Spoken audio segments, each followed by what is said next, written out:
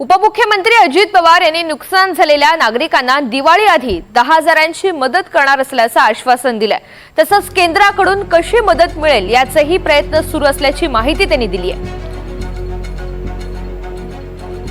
चिंताजनक परिस्थिती राज्यामध्ये निर्माण झालेली आहे, परंतु त्याच्यातनं तर आपल्या बळीराजाला सावरलं पाहिजे, कारण तो लाखाचा पोशिंदा आहे आणि त्या प्रकारे आम्ही निर्णय घेतलेले आहेत। आमचा प्रयत्न आहे की दिवाळीच्या आतमध्ये, दिवाळीच्या आधीच ज्यांच्या जमिनीचं, पिकांचं, घरांचं अतोनात नुकसान झालेलं आहे त्यांना सगळ्यांना त्यांच्या अकाउंटला पैसे द्यायचे।